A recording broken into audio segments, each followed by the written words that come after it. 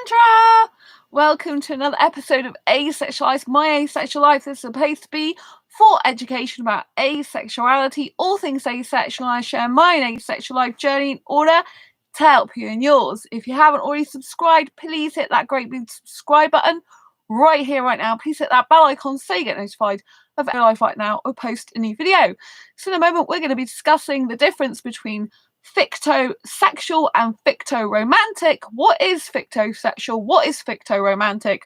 Why do they relate to asexuality?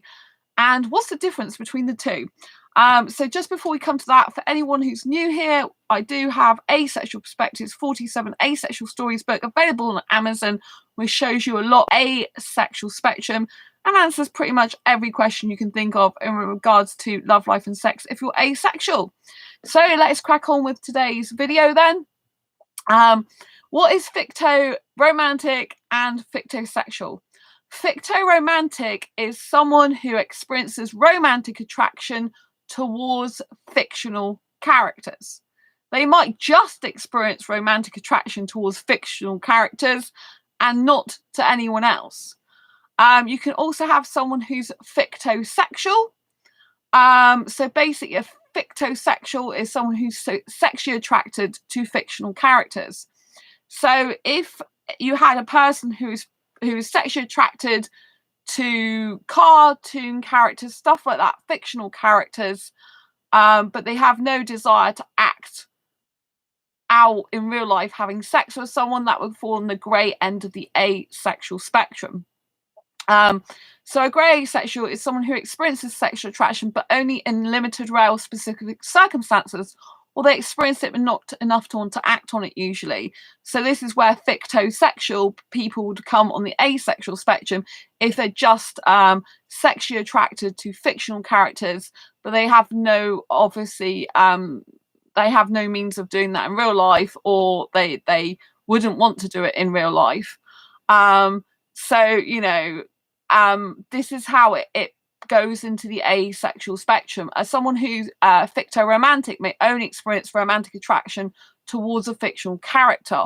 Obviously, you could have an asexual person who is fictoromantic as well as being heteromantic. So they could be attracted romantically to the opposite gender or sex, but they could also be attracted romantically to fictional characters as well.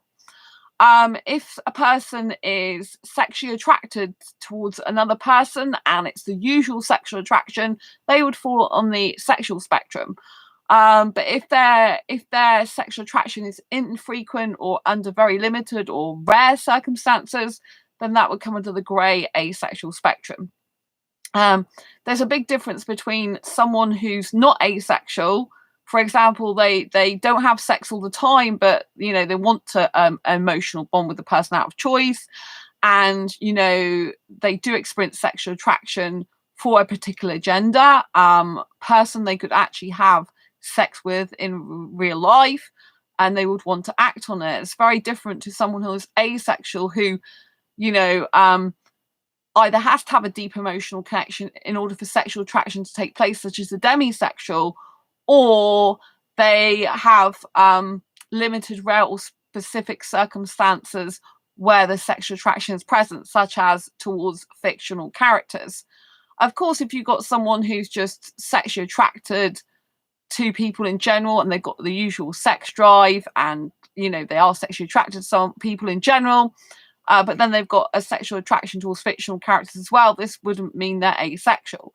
They're only asexual if they fall on the asexual spectrum in terms of, you know, only being sexually attracted towards fictional characters or other people in limited, rare or specific circumstances. So once someone experiences the usual sexual attraction towards any gender, any person they could have sex with in real life, then they fall on the sexual spectrum. But some people identify as both asexual and sexual because, you know, they are asexually attracted to one type of person, sexually attracted to another. But the whole point of sexual attraction, the whole point of being a sexual person, or allosexual as most people refer to them as, which is people who are not asexual, is they're sexually attracted to someone.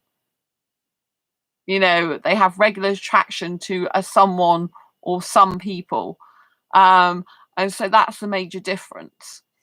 So just by definition, if you feel the usual sexual attraction towards a specific gender or type of person, if it's the usual sexual attraction, then even if you're asexually attracted towards someone else, a different gender, you'd still be a sexual person. You still experience sexual attraction. So do you know what I mean? Because it's just by definition, if you experience the use of sexual attraction, you would be a sexual person, like a heterosexual, pansexual, a bisexual, you know, homosexual. If you're sexually attracted to someone, the usual sexual attraction, you'd fall under one of those sexual categories or subcategories of those categories, right? But an asexual person is someone who doesn't experience sexual attraction, or they don't experience the usual sexual attraction. So it's only in limited, rare, or specific circumstances, or not enough to want to act on it, which is where the fictosexual fits into the spectrum, because a fictosexual person is sexually attracted to fictional characters. They can't act on it, not unless obviously they had some sort of cardboard cut out, and they can't actually have the character itself. They could have a cardboard cut out of the character or a cuddly toy of the character and stuff like this. But you know, usually it's they don't want to act on that, or if they did, you know, it's like a rare circumstance they're doing that. It's not usual for people in general to be having that type of sexual attraction. So it's not as a rare or specific circumstance, which is how it falls under the grey asexual spectrum. So yeah, so there are some people are fictoromantic and fictosexual. Some people are just one or the other. I've only ever had one attraction to I've had attraction to one fictional character in my life, which is Dogtanian, and I've been asexually attracted to Dogtanian. Dogtanian is a dog, but I just think he's very cute and handsome dog, the way he's drawn. So Dogtanian is a cartoon character, and he is part of the Musca Hounds, which is a takeoff of the Three Musketeers. And basically, I just like the way he's drawn, and I just think he's cute and handsome. And he's a fictional dog character, so aesthetically, I think he looks very beautiful. It's very aesthetically attractive. I don't know if I thought about kissing him. I don't know about that, but certainly I think he's aesthetically good looking. But yeah, people kiss dogs in real life, don't they?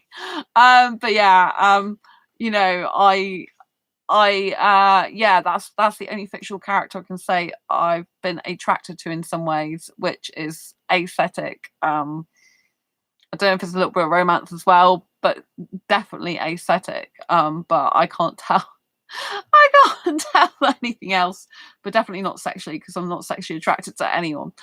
And that would personally gross me out, that thought, for me, you know. Yeah. So, but yes, so that's very interesting. That's the only character I've thought, oh, I'm really aesthetically attracted to you, cartoon character. It's Dogtanian. I just think he's so cute and handsome at the same time, and the way he's drawn, the nose and the way he's drawn out is just very attractive. I also like his personality as well. He's got a really nice personality. He's kind of like strong, but kind of like got weaknesses at the same time. He's quite endearing. So I really like the character's personality as well.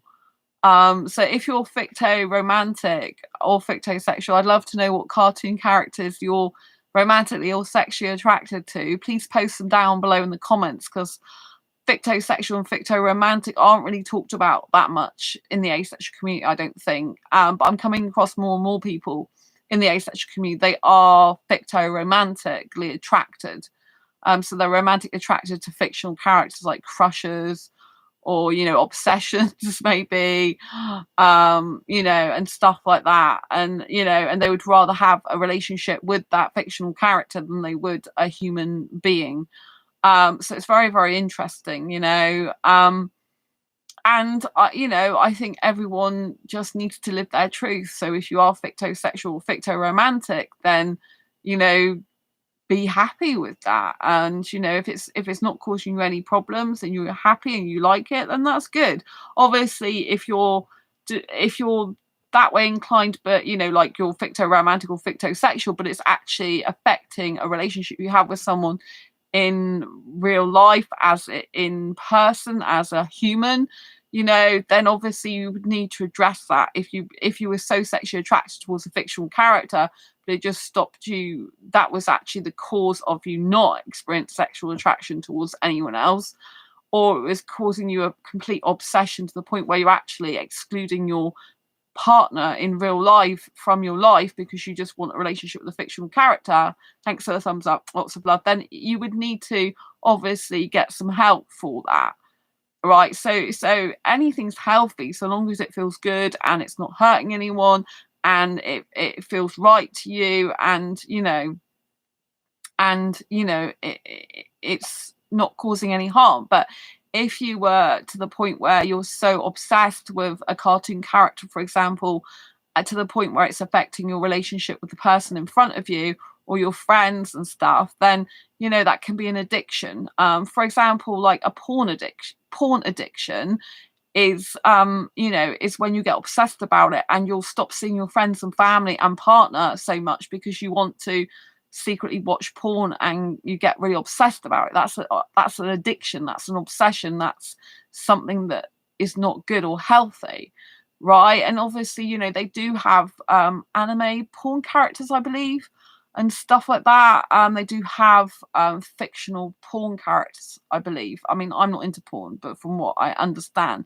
And so if you're obsessing over fictional characters, whether it's porn or not, and it's getting to the point where it's really ruling your life and you're kind of taking time off work for it and you're not speaking to people in real life because of it. And when I say real life, I mean their life as in human life, because obviously it might be very real to you because a fictional character is still in real life as a fictional character, if you know what I mean. Like, you're not making it up, that fictional character does exist.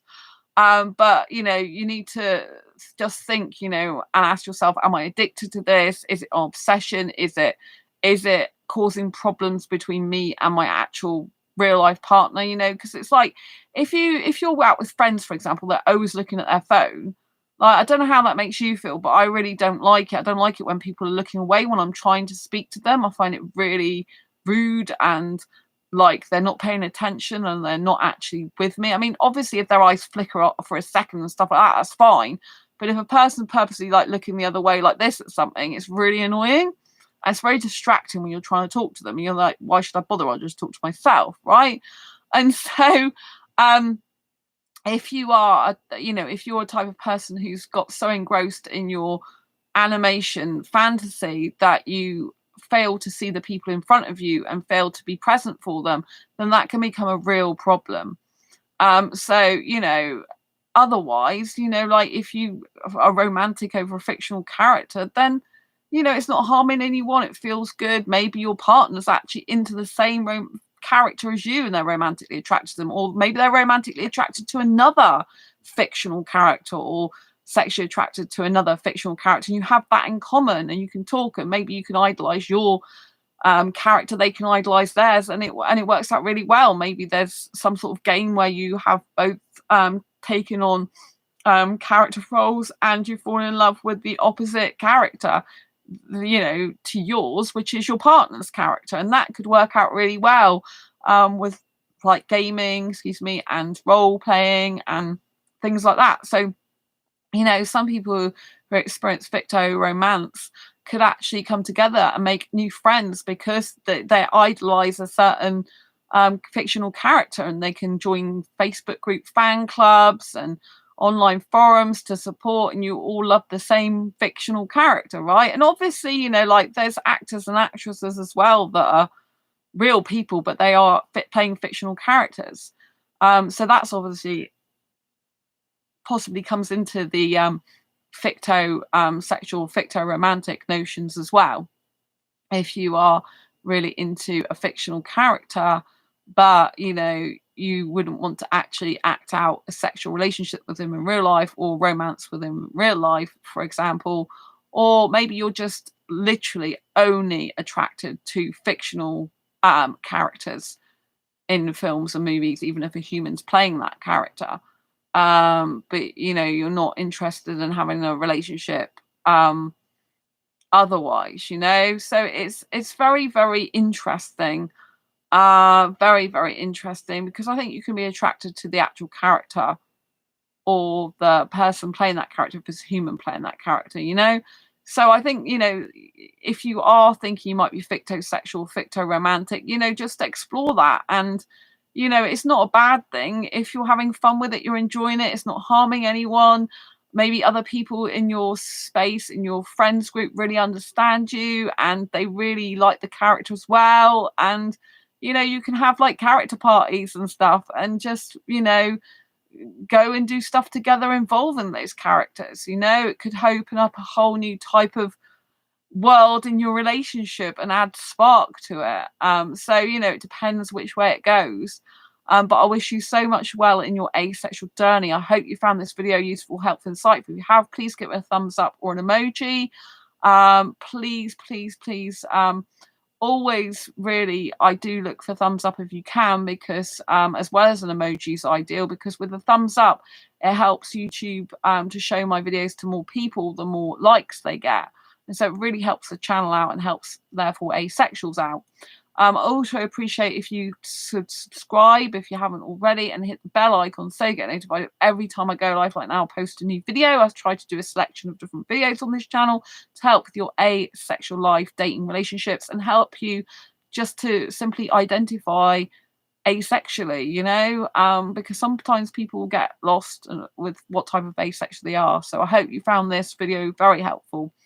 I appreciate you being here and look forward to seeing you in the next video live stream. Lots of love. Take care. Bye. Take care. Bye.